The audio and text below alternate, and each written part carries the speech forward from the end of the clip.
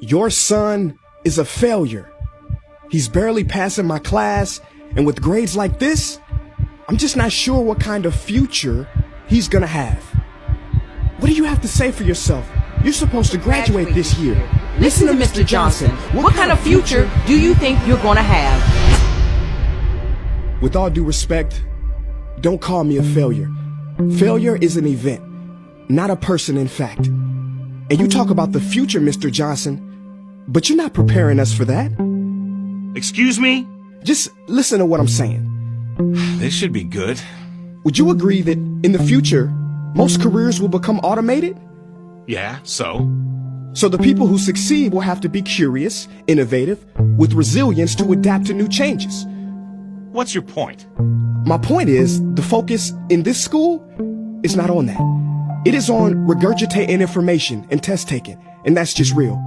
But in today's world, creativity is the most important leadership skill. Oh, that's how you feel. You don't have to believe me, but maybe you will believe the 1,500 executives who recently said creativity is the most important leadership skill. See, pretty soon, no one will be hired because of what they know. Because who cares what you know or if you've memorized a fact? We've got Google and Siri for that. In the future, people will be hired because of what they can do with their knowledge. Can they creatively solve real-world problems, not just follow instructions or directions and bubble in multiple choice questions? So, Mom, that's why I'm stressed, because these robotic tasks we learn in school should stop. Because no one can do a robot's job better than a robot. Billionaire founder of Alibaba, Jack Ma, said that we should not compete with artificial intelligence, but instead focus on developing unique human intelligence. Mr. Johnson, drills are for teeth, not the human mind. So these repetitive knowledge-based tasks we must leave behind. Or in the future, you're gonna find a lot of people graduating out of your class right into the unemployment line. See, many top companies today don't look at grades. Mom, that old way is expiring. Google has been quoted as saying GPAs are worthless criteria for hiring. Founder of Tesla, Elon Musk, agrees. So I say this with unease and sorrow. If you continue to teach today as you taught yesterday, then you rob us students of tomorrow. Mr. Johnson, I'm gonna keep it real with you. Sometimes sitting in your class is tough. I'm constantly thinking, if I don't look up at the clock, maybe it'll speed up.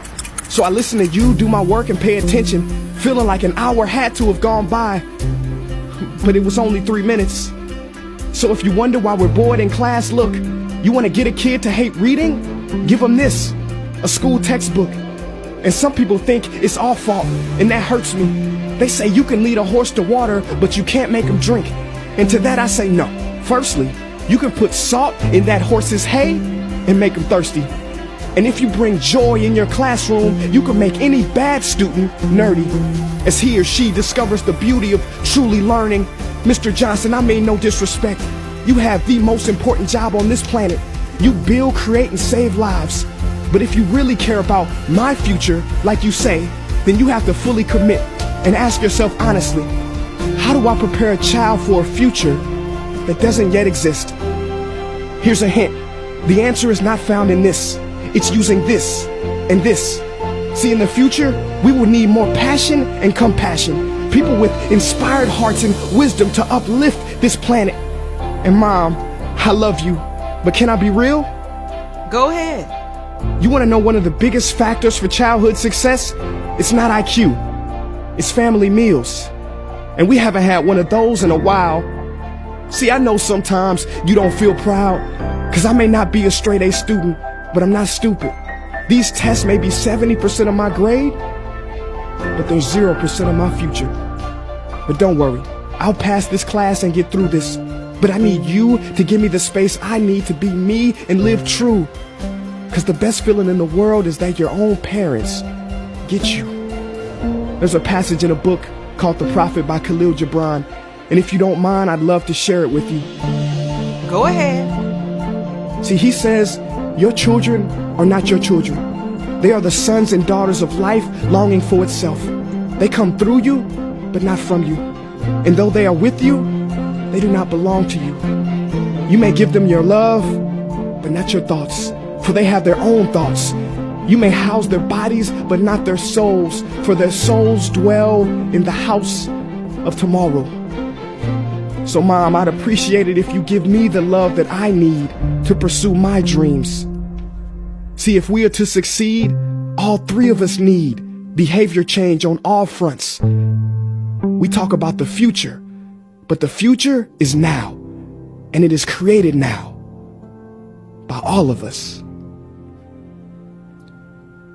I've never heard you speak like that before. Yeah, I didn't know. But I'm going to reach out to administration and try to change some things. You have my word.